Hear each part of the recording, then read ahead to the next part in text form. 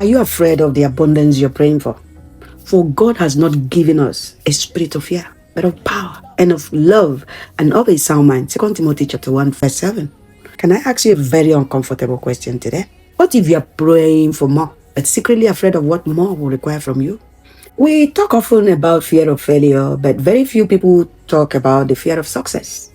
The fear of being seen, the fear of carrying greater responsibility, the fear of making more money than you've ever made before, the fear of stepping into rooms you've never entered before, the fear of becoming the person your prayer requires you to become. Sometimes we say, God, enlarge my territory, while another part of us is whispering.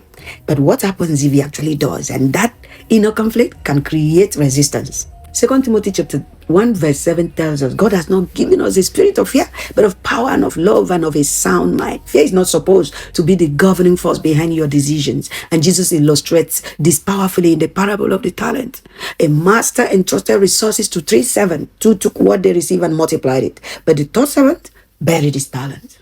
And when his master returned, the servant explained why. He said, I was afraid. Think about that. His problem wasn't that he had nothing. He had something valuable in his hands. But fear convinced him to bury what he had been given.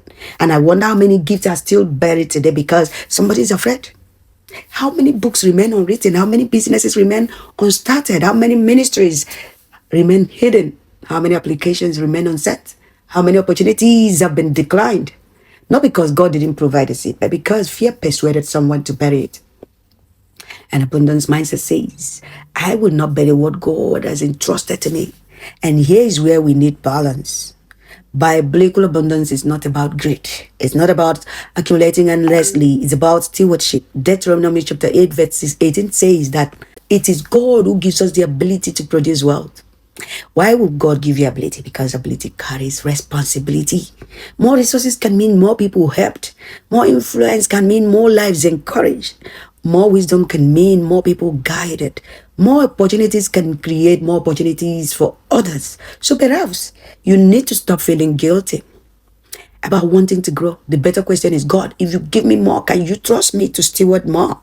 That's different. Now, we are not just talking about receiving, we are talking about responsibility. Some of us have spent years making ourselves smaller so other people will remain comfortable.